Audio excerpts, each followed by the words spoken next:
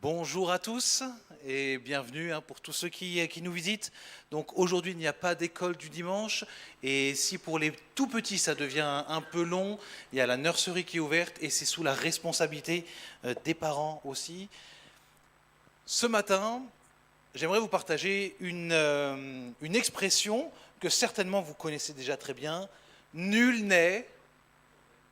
Alors oui, il y a nul n'est parfait, mais c'est pas celle-là que j'avais en tête.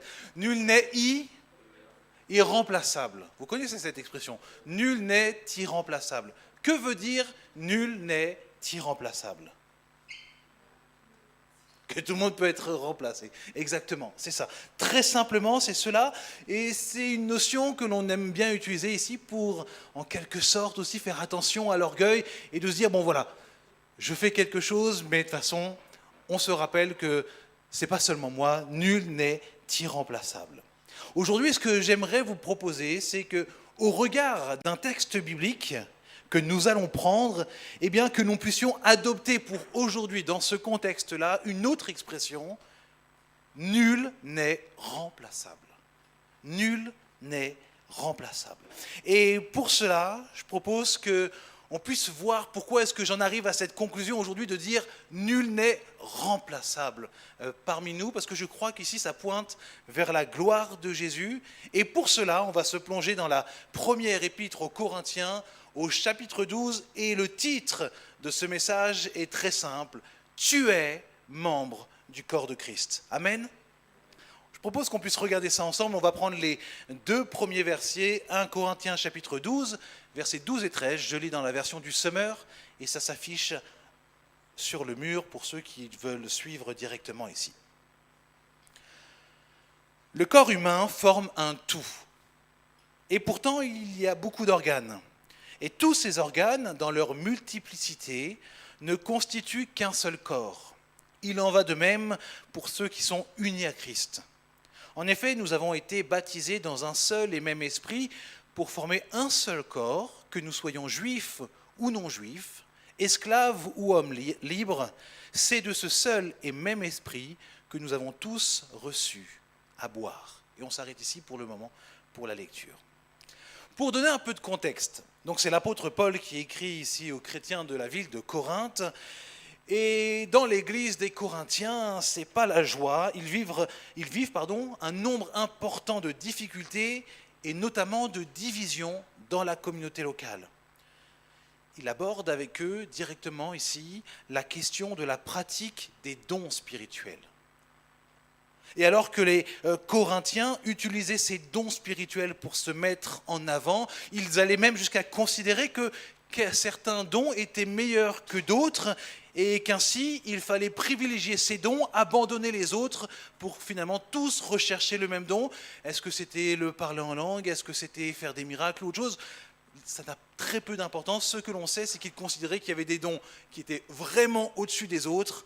C'est cela que nous on veut, les autres on n'en veut pas. Et donc il y avait de la division ici. Paul va venir rééquilibrer les choses et va montrer que Dieu n'a pas voulu que les dons du Saint-Esprit servent à diviser, mais bien au contraire de témoigner ensemble de la gloire de Jésus-Christ, ensemble. Au travers de l'unité que le Saint-Esprit propose, tout en étant certain qu'il y a une véritable diversité au niveau des dons. Et pour expliquer ici ce que Paul veut enseigner, ce qu'il veut communiquer, il va prendre une illustration, une image. Et vous l'avez certainement remarqué dans la Bible, que ce soit Jésus, les apôtres ou les prophètes, ou même Dieu quand il parle directement, il aime beaucoup parler en images. Pourquoi ? Parce que l'image, elle a cette capacité de pouvoir inscrire profondément dans notre mémoire la vérité qu'elle veut véhiculer. Nous sommes des êtres qui apprécient les images. Et donc c'est ce que Paul va faire ici. Il va prendre une illustration, celle que finalement on est tous en capacité de comprendre le corps humain. Parce que jusqu'à preuve du contraire, qu'il soit plus ou moins bien formé, ça je ne jugerai pas de la question, nous avons tous un corps. Et donc nous pouvons comprendre ici l'illustration de Paul. Paul explique que le corps humain est finalement la composition de plusieurs organes ensemble. Un organe seul n'est pas le corps humain, c'est juste un organe. C'est une partie du corps, mais ce n'est pas tout le corps. Ainsi, une main seule, un pied seul, une vésicule biliaire seule ne sont pas le corps. Ce ne sont que des organes. Et pour que nous puissions passer d'un organe à un corps, qu'est-ce qu'il faut ? Eh bien, il faut que ces organes ensemble soient comme soudés ensemble. Il faut que ces différents organes soient réunis et qu'ils soient les uns imbriqués dans les autres et que tous soient traversés par le même sang. Ce sang qui est chargé de l'oxygène vital qui va apporter ici, grâce à l'action du cœur aussi dans toutes les cellules de notre corps, cet oxygène dont nous avons besoin. Mais c'est aussi ce même sang qui, une fois que finalement il aura distribué toutes les bonnes choses à notre corps, qui va se charger des déchets pour se charger justement de pouvoir tout évacuer. Et là, on est face non. Voilà, pardon. Et donc là, du coup, on passe du fait d'être plusieurs organes à un seul et même corps, une unité qui est là, dans laquelle chaque élément joue un rôle particulier déterminé par Dieu à la création. Et donc, Paul prend cette image que tous les Corinthiens peuvent comprendre pour nous enseigner une première vérité. Pour la gloire de Jésus, Dieu a décidé de t'intégrer au corps de Christ. Comment est-ce que cela se produit ? C'est le verset 13 qui nous le dit. En effet, nous avons tous été baptisés dans un seul et même esprit pour former un seul corps. Que nous soyons juifs ou non juifs, esclaves ou hommes libres, c'est de ce seul et même esprit que nous avons tous reçu à boire. Ainsi, par la foi en Jésus-Christ, nous recevons le Saint-Esprit qui nous remplit. Et recevoir le Saint-Esprit dans notre vie, c'est recevoir la vie de Dieu en nous. Et d'une manière imagée, j'aime utiliser cette image, le Saint-Esprit, c'est comme le sang qui coule dans le corps humain et qui vient alimenter l'ensemble des organes. Il se charge auprès du Père et du Fils de ce qui est bon pour le corps, c'est-à-dire le salut, le pardon, la grâce, et il vient l'appliquer dans tous les organes du corps de Christ. Et à l'image du sang qui, une fois avoir acheminé l'oxygène, comme je vous le disais, se charge ensuite de tous les déchets, le Saint-Esprit, lui aussi, amène à l'expulsion du corps de Christ tous les déchets qui sont encore dedans. Et ici, ce sont nos péchés dont je parle. Il amène ce corps à être de plus en plus sanctifié, à la ressemblance de Jésus. Et c'est cela que Paul veut montrer aux Corinthiens, et donc à nous aussi, nous ne sommes pas bien différents. Nous sommes certes individuellement remplis du Saint-Esprit, mais nous sommes, que nous le voulions ou non, rattachés à un corps bien plus grand et glorieux que notre simple personne. L'ensemble des chrétiens, eux aussi, sont traversés par le même esprit de Dieu reçu par la foi en Jésus-Christ. Une vérité que les Corinthiens semblaient avoir oubliée ou laissée de côté.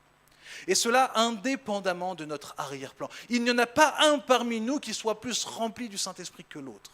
Nous avons tous reçu ce Saint-Esprit pleinement, en abondance. Nous sommes ensemble le corps de Christ, unis par le Saint-Esprit. Toi tout seul, tu n'es pas le corps de Christ. Moi tout seul, je ne suis pas le corps de Christ. Par contre, nous tous, et quand je dis nous tous, ce n'est pas juste l'Église baptiste de Saint-Étienne, ce sont tous les croyants en Jésus-Christ qui ont reçu le même esprit que nous. Ensemble, nous formons bel et bien le corps complet du Christ. Paul place ici finalement cette base pour en arriver au point qui va fâcher les Corinthiens. Ce n'est pas à eux de définir quels organes ils sont. Prenons la suite du texte à partir du verset 14. Et pour cette section, j'ai intitulé « Pour la gloire de Jésus, le Saint-Esprit détermine quel organe tu es dans le corps de Christ. » Verset 14. Un corps n'est pas composé d'un membre ou d'un organe unique, mais de plusieurs. Si le pied disait « Puisque je ne suis pas une main, je ne fais pas partie du corps », n'en ferait-il pas partie pour autant ? Et si l'oreille se mettait à dire « Puisque je ne suis pas un œil, je ne fais pas partie du corps », cesserait-elle d'en faire partie pour autant ? Si tout le corps était un œil, comment ce corps entendrait-il ? Et si tout le corps se réduisait à une oreille, où serait l'odorat ? Verset 18. Dieu a disposé chaque organe dans le corps, chacun avec sa particularité, comme il l'a trouvé bon. Car s'il n'y avait en tout et pour tout qu'un seul organe, serait-ce un corps. Un certain nombre de Corinthiens avaient développé une vision erronée des dons spirituels reçus par chacun. Donc certains dons, certaines capacités semblaient tellement fortes, tellement importantes, que tous voulaient la même chose. Ils voulaient tous ce don-là. On veut ça. Nous, c'est ça que l'on veut. Il est probablement question du don des langues, mais là, même ici, ce n'est pas sûr. Et les Corinthiens regardaient cela comme un objectif idéal. Ils se disaient, un chrétien, c'est ce don spirituel qu'il doit avoir s'il est véritablement sanctifié, s'il est véritablement proche de Dieu. Mais le problème que cela fait jaillir dans le cœur des Corinthiens, c'est qu'ils n'étaient finalement pas satisfaits des dons que Dieu avait choisi de leur donner à chacun individuellement. Ils désiraient non pas ardemment recevoir le don du Saint-Esprit qu'ils voulaient leur offrir, mais le don que eux voulaient, leur propre ambition ici. Et c'est dramatique parce que, écoutez bien ce que le verset 18 affirme avec précision. Dieu a disposé chaque organe dans le corps, chacun avec sa particularité, comme il l'a trouvé bon. Comme Dieu l'a trouvé bon. Qu'est-ce que cela veut dire ? Eh bien, ça veut dire que quand les Corinthiens disent « ce qui est bon pour moi », c'est que moi aussi je reçoive le même don que celui que mon frère ou ma sœur a reçu. D'une autre manière, je suis en train de dire à Dieu, ce que moi je considère comme bon pour moi, c'est meilleur que ce que toi tu considères comme bon. Et donc ici, les Corinthiens se mettent dans cette situation où ils se considèrent comme plus sages, comme sachant mieux que Dieu ce qui est réellement bon pour eux et pour l'Église, pour la communauté locale dans laquelle ils se trouvent. Mais même au-delà, Dieu montre aux Corinthiens qu'en fait, en voulant tous devenir le même organe, ils vont finir par défigurer le corps de Christ qui pourtant a été construit harmonieusement avec chacun d'entre nous, selon ce que Dieu a défini que nous soyons chacun. Les dons qu'il a choisi de nous confier à chacun pour le servir dans cette Église, dans le monde dans lequel nous marchons. C'est un peu comme si nous observions un corps humain, un peu difforme, composé de milliers d'œils sur le corps. Ça resterait certainement un corps, mais il y aurait quelque chose ici pour nous qui n'est pas harmonieux. Et pourtant, Dieu a créé son corps de manière harmonieuse. De la même manière, la nature nous enseigne que, naturellement, un corps humain est composé de 2 mains, 2 bras, 2 jambes, un nez, un cœur, etc. Et lorsque, pour des raisons différentes, eh bien, l'un de ces organes manque, ou alors il a dû être coupé à cause d'une situation particulière, ou alors qu'il y a trop d'organes par rapport à ce qui se fait d'habitude, eh bien, nous savons que quelque chose s'est passé à un moment ou à un autre qui n'était pas dans l'ordre originel des choses. On s'y adapte, etc., ça, c'est pas un problème, mais on sait qu'il y a quelque chose ici qui n'était pas dans l'ordre originel des choses. Eh bien, d'une manière semblable, Dieu a un plan originel aussi pour son Église, pour son corps, pour l'harmonie.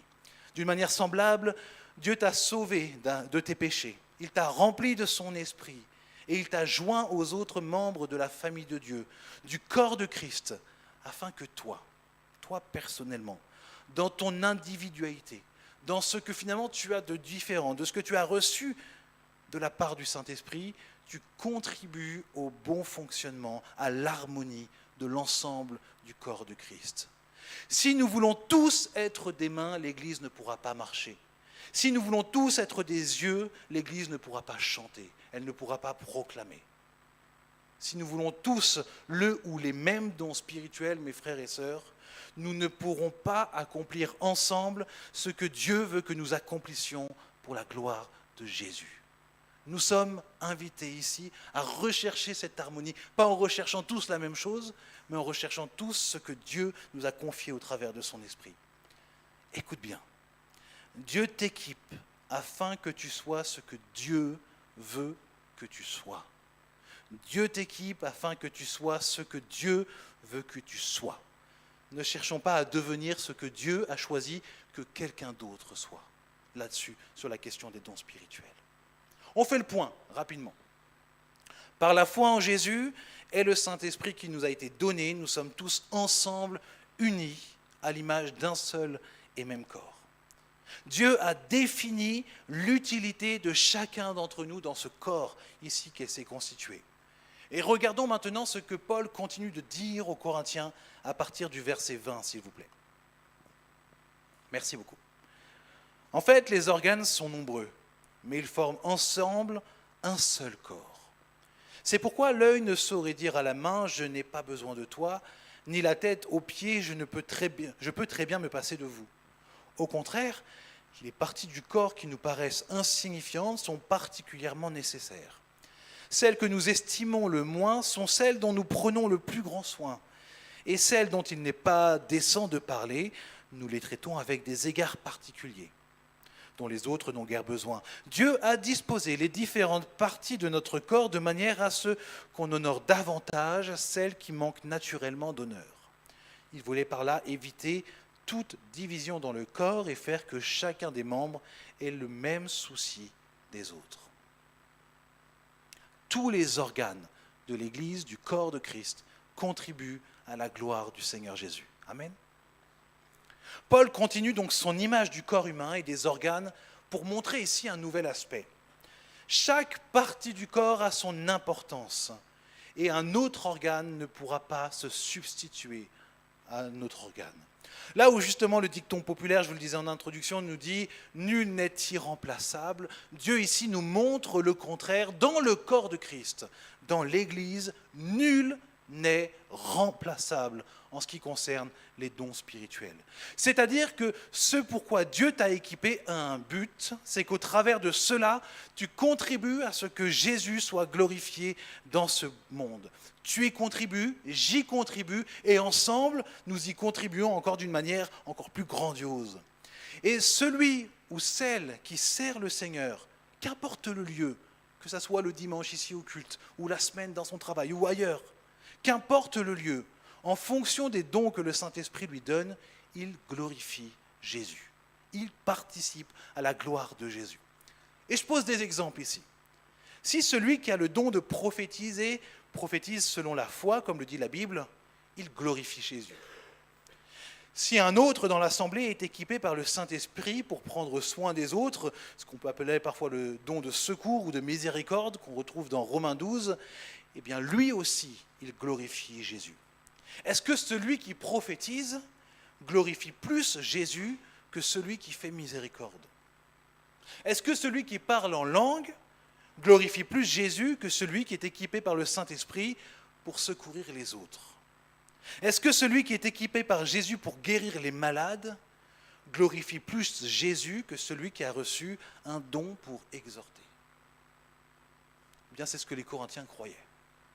Ils considéraient qu'il fallait abandonner, voire renier un certain nombre de dons que le Saint-Esprit pouvait librement distribuer pour rechercher ce qui était le plus en vue, ce qui provoque le plus d'effet « waouh ».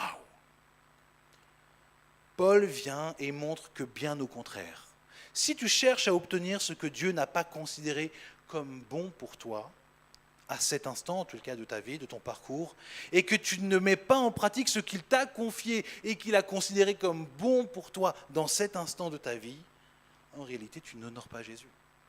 En réalité, je n'honore pas Jésus si je suis concerné aussi par cela. Par contre, ce qui est glorieux, c'est qu'à partir du moment où tu commences à servir Dieu, comme je vous le dis, à l'église ou en dehors de l'église, ici le lieu n'a pas d'importance, selon ce qu'il a fait de toi, qu'importe l'exubérance ou l'effet waouh de tes œuvres, en réalité, tu contribues à la gloire de Jésus et Dieu est honoré. Qu'importe ce que tu fais en fait, tant que c'est en lien direct avec les dons que Dieu t'a confiés. Tu contribues à la gloire de Jésus et Dieu est honoré de cela. Je crois qu'il est temps de s'observer. Il est temps de se regarder, et peut-être sous une optique un peu plus optimiste. Dans le royaume de Dieu, dans le corps de Christ, dans l'église du Seigneur Jésus, mon frère, ma sœur, tu n'es pas remplaçable. Et ce que Dieu t'appelle à être et à faire par son esprit, personne d'autre ne pourra l'être à ta place. C'est un appel à ne pas dévaluer ici le ou les dons du Saint-Esprit que Dieu nous a confiés à chacun d'entre nous individuellement pour que nous puissions le mettre en pratique ensemble. Même si parfois, et là ce n'est pas forcément les membres, c'est plus l'Église dans sa globalité, peut être maladroite dans sa manière peut-être de mettre en avant tel ou tel don. Il faut le reconnaître aussi. Parfois on est maladroit dans la manière dont on présente les choses.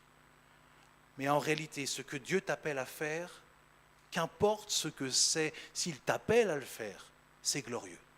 C'est véritablement glorieux et c'est beau pour lui. Et c'est ce qui est essentiel, que nous accomplissions les desseins de Dieu afin de glorifier Jésus par nos vies rachetées. Ne recherchons pas seulement ce qui brille, ne recherchons pas seulement ce qui est en vue, ne recherchons pas seulement ce qui apporte aussi et qui nourrit notre orgueil. Dieu a tellement de créativité et de diversité dans son corps qu'il nous utilise chacun là où il nous envoie et il nous équipe pour cela. Moi-même, je le confesse, je me suis pendant longtemps égaré sur ce sujet. Quand on faisait par exemple les soirées compassion, pour témoigner l'évangile dans la rue, puis on sortait, on distribuait la nourriture, on priait pour les gens, j'avais une frustration au fond de mon cœur et je me dis mais le Saint-Esprit nous a équipés pour aller évangéliser, pourquoi toute l'Église n'est pas là? Pourquoi est-ce qu'on est finalement si peu? En fait, je me suis rendu compte que non, en fait, c'est moi qui avais tort ici de penser cela. J'avais tort de penser cela. Oui, nous avons reçu le Saint-Esprit qui nous équipe pour nous tous être des témoins là où nous sommes positionnés dans notre vie. Ça, c'est une réalité. Par contre, nous ne sommes pas tous équipés par le Saint-Esprit pour sortir prêcher l'Évangile dans la rue. Nous ne sommes pas tous équipés par l'Évangile pour faire ce type d'œuvre ici. Certains parmi nous le sont, et ils ont probablement plus un appel d'évangéliste sur leur vie, et donc il faut les encourager à le faire. Mais il y en a beaucoup d'autres dans l'Église qui ont reçu un don du Saint-Esprit, non pas pour sortir dans la rue et pour proclamer, mais pour être chez eux et prier, ou se retrouver à l'église et prier pour ceux qui sortent. Et puis il y en a d'autres parmi nous qui ont reçu un don spirituel de service et de secours, et eux ils feront comment l'évangélisation de cette même manière, en prenant soin de ceux qui sont en difficulté. Et ensemble, les trois facettes ici d'évangélisation, et il y en a bien d'autres, ensemble parce qu'on va dans la même direction et qu'on fait ce que Dieu nous demande à chacun, et on ne se conforme pas à l'idée juste du pasteur, on contribue ensemble à la gloire de Jésus. Et c'est ça que Dieu veut, c'est qu'on fasse notre part en fonction de ce qu'il nous demande, et non pas de chercher un conformisme ensemble par rapport à ça. Et d'ailleurs, j'ai marqué ici, et je crois que ça peut tous nous interpeller, nous devons veiller à ne pas faire du don que nous avons reçu personnellement comme la norme de ce que les autres doivent recevoir, de ce que les autres doivent vivre et de ce que les autres doivent faire pour honorer Jésus. Si nous avons reçu un don pour le vivre, le faire de cette manière, c'est notre responsabilité de le faire, mais ne mettons pas un fardeau sur les autres qui ont reçu d'autres dons pour faire d'autres choses, qui contribueront tout autant à la gloire de Jésus. Soyons plus attentifs à la belle diversité des dons du Saint-Esprit qu'il déverse sur son Église. Et enfin, Paul donne un dernier aspect du corps que nous sommes. On va prendre la fin du passage, versets 26 et 27. Un membre souffre-t-il? Tous les autres souffrent avec lui. Un membre est-il à l'honneur? Tous les autres partagent sa joie.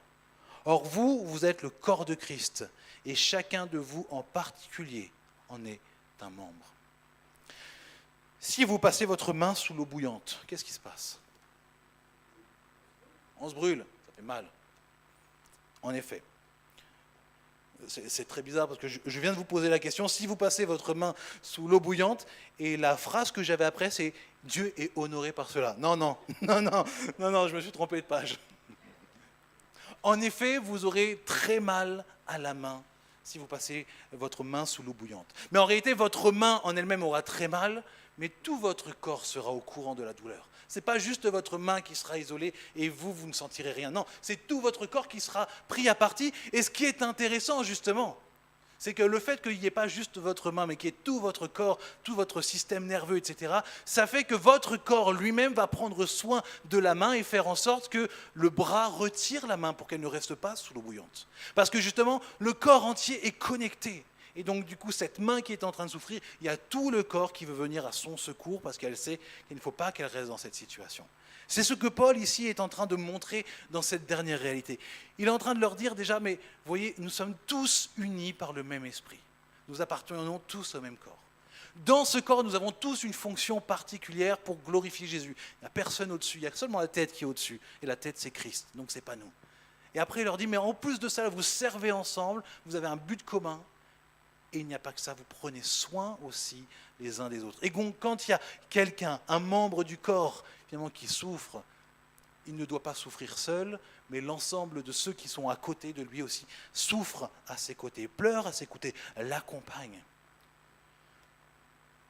Le lien qui nous unit par le Saint-Esprit fait que nous ne pouvons pas et nous ne restons pas insensibles à la douleur et à la souffrance de ceux qui appartiennent à notre corps. Et la Bible nous le montre très clairement. Nous sommes particulièrement appelés à être touchés lorsque le drame et la souffrance viennent toucher un membre du corps de Christ. Ça ne veut pas dire qu'on doit être insensible envers ceux qui ne sont pas membres du corps, mais ça veut dire qu'on doit être encore plus sensible lorsqu'il s'agit de quelqu'un qui appartient à la famille de Christ. Mais le texte ne nous dit pas seulement de pleurer et de souffrir avec ceux qui souffrent, on nous dit aussi, cependant, nous sommes aussi appelés à partager ensemble la joie. Il n'y a pas que la souffrance dans le corps de Christ, il y a aussi la joie. Et je crois que cette joie commune, c'est peut-être parfois un élément qui peut manquer, dans le sens où, alors facilement oui ou non, on partage nos souffrances ensemble et on essaye de se porter. Mais lorsque les sujets de joie, à part les naissances ou les mariages en général, on les garde un peu comme des trésors que l'on a obtenus par Dieu. Et là, ici, la Bible nous encourage plutôt à le partager, à en témoigner pour qu'ensemble, on puisse se réjouir. Parce que de la même manière que quand quelqu'un souffre et ne le partage jamais, eh bien, l'Église ne peut pas souffrir avec pour l'accompagner. De la même manière, lorsque quelqu'un reçoit un sujet de joie par le Seigneur, mais qu'il ne le partage pas, l'Église ne peut pas se réjouir avec lui. Que Dieu nous aide, mes frères et sœurs, aujourd'hui, à prendre mesure que nous sommes liés les uns aux autres d'un lien indéfectible, celui du Saint-Esprit, offert suite à notre confiance que nous avons placée en Jésus-Christ. Choisissons aujourd'hui d'honorer ce que le Saint-Esprit nous a distribué pour le servir. Et avec joie et reconnaissance, glorifions Jésus, là où il nous place pour le servir. Je pense que nous avons besoin ici d'ouvrir justement notre intelligence par l'action de Dieu pour ne pas rester cantonnés à ce que nous connaissons trop bien des dons spirituels. Il n'y a pas que ceux qui parlent en langue, il n'y a pas que ceux qui prophétisent, il n'y a pas que ceux qui font des miracles. La Bible nous montre tellement de choses. En fait, même l'apôtre Pierre nous dit, ceux qui ont un don de service, qu'ils servent, ceux qui ont un don de révélation, qu'ils le fassent selon la foi. Donc on voit qu'il y a des grandes classes. Et donc probablement, pour certains d'entre nous ici, vous avez reçu des dons, et c'est simplement que, vu qu'on est focalisé sur 2 ou 3 dons, on ne s'en rend pas compte, alors qu'en réalité, il y a tellement plus. Que Dieu seul soit glorifié. Je nous invite à la prière. Père, nous nous plaçons devant toi maintenant, encore une fois, avec reconnaissance. Reconnaissance parce que déjà c'est quelque chose de totalement fou pour nous que de se rendre compte que par l'esprit que tu as répandu dans nos vies, tu nous unis d'une manière qui nous échappe les uns les autres. Et nous le confessons par moments, eh bien, ce corps qui est le tien, qui est celui de ton Fils, Jésus, eh bien, nous avons tendance à le laisser de côté et à se considérer comme individuellement chrétiens. Alors que, Seigneur, nous appartenons ici à ce corps merveilleux, glorieux. Nous voyons l'exemple des Corinthiens et nous ne voulons pas nous sentir supérieurs à eux, Seigneur. Ils étaient au bénéfice du ministère des apôtres directement et pourtant là-dessus, ils ont développé ici une mauvaise compréhension des dons. Alors, Seigneur, aide-nous, Seigneur, dans cet instant, déjà recevoir ces dons que tu veux nous confier, à les voir, à les mettre en évidence et que, Seigneur, on puisse vraiment te servir là où tu nous envoies. Aide-nous, Seigneur, à ne pas aussi mettre sur un piédestal certains parce qu'ils ont un don particulier qu'ils ont reçu de toi. Aide-nous, Seigneur, à ne pas créer la confusion dans l'Église en considérant que certains dons sont plus utiles pour toi, certains dons sont meilleurs pour toi. Si c'est toi qui nous appelles à le faire, c'est merveilleux, c'est parfait, Seigneur. Alors aide-nous à marcher dans cette direction, Seigneur, à chercher et à comprendre ce que tu veux de nous. Donne du discernement, Seigneur, à ceux qui ont un don de discernement aussi pour connaître un peu les dons qu'il peut y avoir dans notre communauté. Et donne-nous aussi, Seigneur, d'être bousculés peut-être s'il y a des dons qui sortent simplement du schéma que l'on s'est fabriqué, que l'on a entretenu aussi sur la diversité des dons spirituels. Enfin, on veut te prier, Seigneur, pour que dans l'Église, tu nous aides à soutenir ceux qui ont besoin d'être soutenus et que tu nous aides à nous réjouir avec ceux qui veulent se réjouir aussi, Seigneur. Que tu sois glorifié, que Jésus-Christ soit glorifié, que son Saint-Esprit soit glorifié et que ton Église soit édifiée. Amen. Amen. Je nous invite à prendre ce temps de Sainte Seine maintenant, parce que vous voyez là, on a lu 1 Corinthiens chapitre 12. Le chapitre précédent, 1 Corinthiens chapitre 11, c'est le texte que Paul prend pour parler de la Sainte Seine, justement. Et ce qu'il explique, eh bien, c'est que dans cette église de Corinthe, il n'y avait plus de conception de ce qu'était le corps de Christ, que chacun mangeait individuellement sans prendre garde aux autres. Et dans ce texte-là, lorsqu'il parle discerner ce qu'est le corps, trop souvent, nous, on se dit tout de suite ce qu'est le corps qui a été brisé sur la croix. Mais théologiquement, par rapport à la doctrine biblique du passage, quand on dit discerner ce qu'est le corps, c'est discerner ceux qui sont autour de vous aussi et qui font partie de ce corps auquel vous appartenez.